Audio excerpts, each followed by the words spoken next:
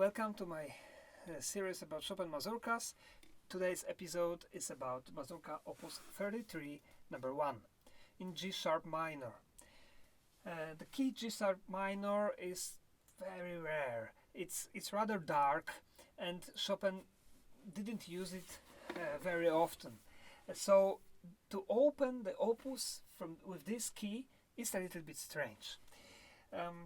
This opus for me is special because this was my first opus that I started to learn. It was my first opus of Mazurkas that I learned when I was 20 years old.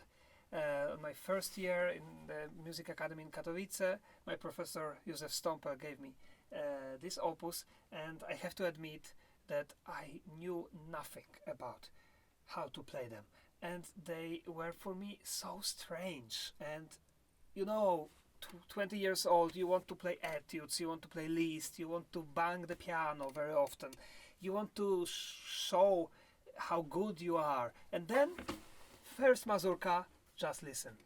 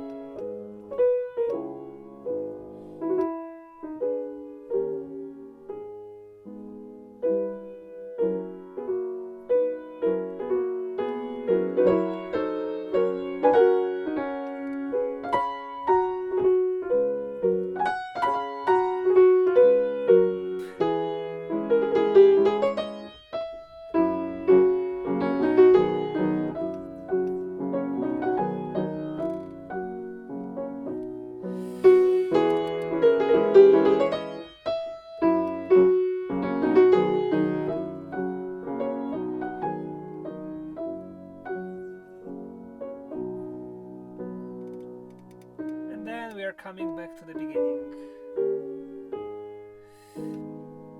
and yes, so that was very strange for me.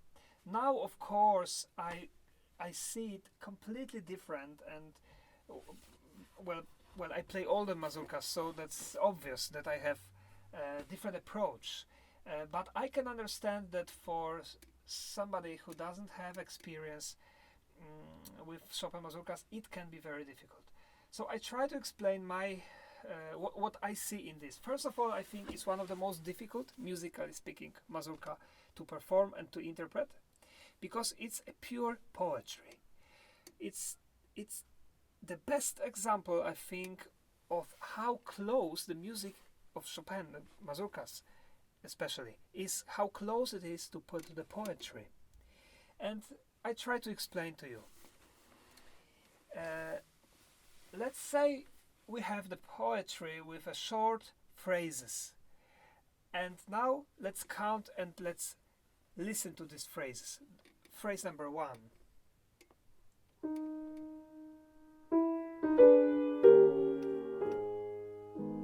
Number 2.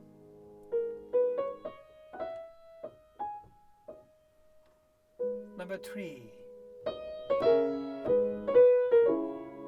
Number 4. And that's like the first. Then it repeats. Number 3 and 4, it repeats again. And now, well, we have something incredible. If you compare, I don't know if you listened carefully enough, but if you compare phrase 1 and 4, what happens? Just listen again. 1 and then 4. Well, I play all, but you focus on 1 and 4. 1, 2, 3, 4. Have you heard it? Now I play 1 and 4. First 1.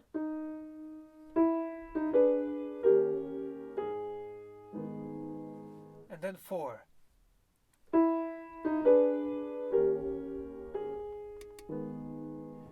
yes, it was not a mistake. I didn't make the mistake. It's exactly the same phrase. So it's like a poetry. The poet starts with some short sentence, a phrase, then another, and then the fourth is the same, like the first. We have some poems like this, and it's exactly like that. So in fact, for Chopin, music is a language, it's a poetry. It's so beautiful that it cannot be more beautiful when we understand it. Then we have to interpret it, and this is a challenge. First of all, well, I can explain it in my way, my subjective way, how I see it. Maybe it's helpful, maybe it's interesting. I hope it's interesting for you, so just listen. The first phrase is like a statement. This is a statement. The beginning, well, this mazurka is mesto, so it means sad. So we should be sad. We have the statement. Maybe the statement is, oh, I feel so sad. Feel so sad. And then we have only right hand. The left hand is gone. So right hand is alone. So it's the feeling of loneliness.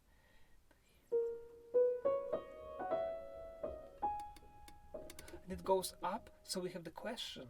So the question maybe when finally I will feel better.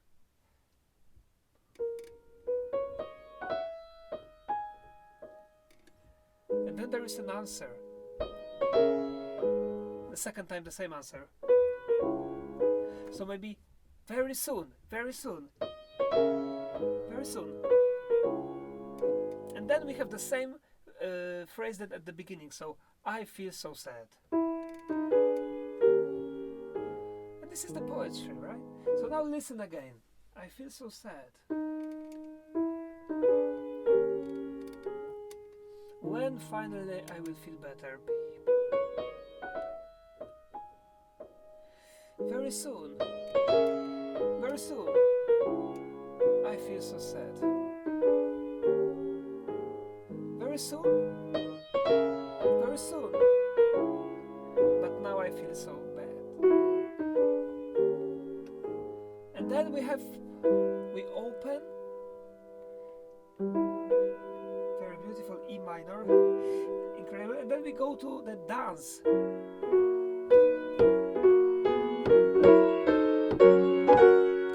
Everything opens. Here we have the Mazur rhythm. Tam pa pam pa dam pa pam pa. We have to remember. We pianists have to remember to play the 3 a little later.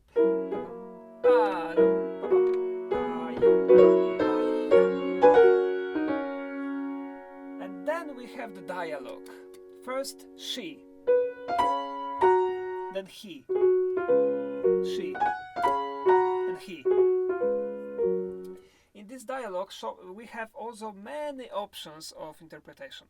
Chopin doesn't say anything about the dynamic, but it's obvious we must do something. So how many options we have? Well, at least 6. At least 6. Listen, first option is that she is singing very softly and he is singing loud. So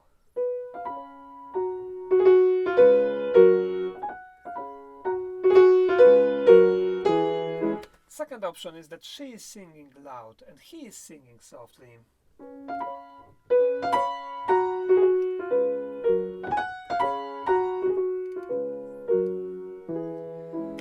The third option is that we have 2, she and he loud, and then she and he silent. So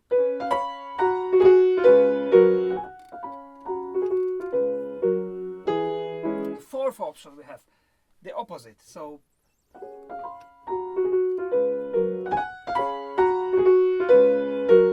the fifth option, we can do the crescendo all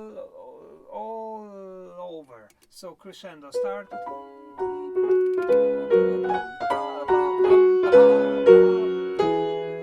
It sounds very nice because we go to forte, which is on the second page. And then the sixth option, we have the diminuendo. So starts loud.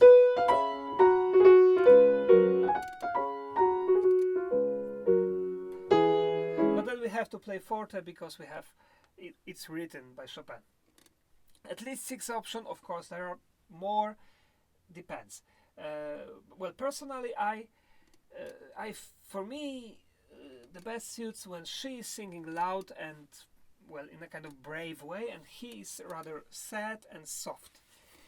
And why I think is the best? Because, well, I didn't tell you about when these mazurkas were written. I think it's very important. This opus was written between 1837 1838, and this was the time when Chopin finally felt better, especially when it comes to his health. He managed to overcome the sickness that he had, and he felt better, and he met Georges Sand, and they started to be together. And this is a huge change in Chopin's life. Well, this woman made him happy for many, many years. He felt appreciated, he felt loved, and he loved. So that was a mutual thing, and for him, he was not alone, finally. And that was really something very happy that could happen to him. And of course, they got a very intimate connection, as we know, and that changed Chopin's music immediately, and we can hear. So what I think here, this dialogue is, when I hear she and I think about Georges Sand, you know what woman it was. She was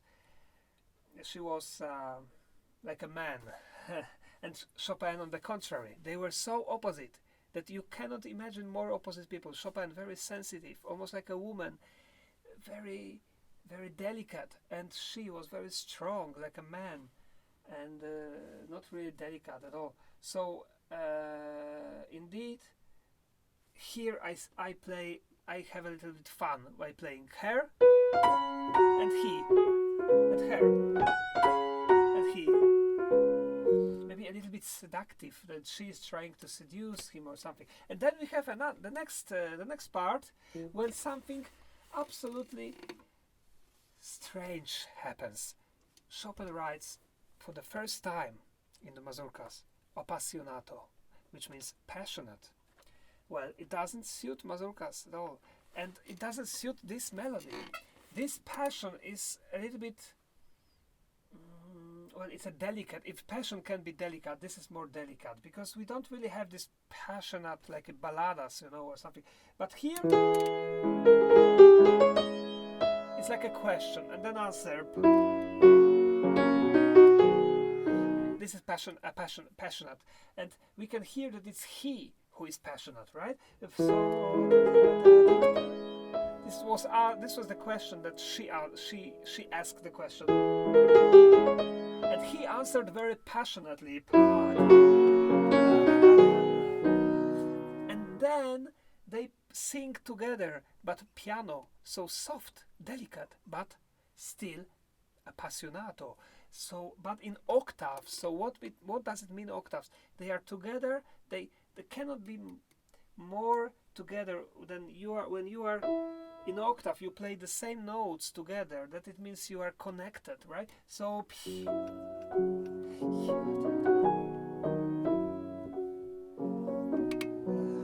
again.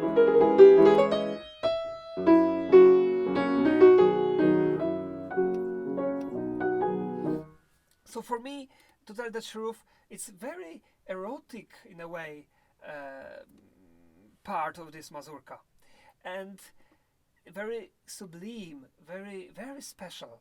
And then after this, when everything finished,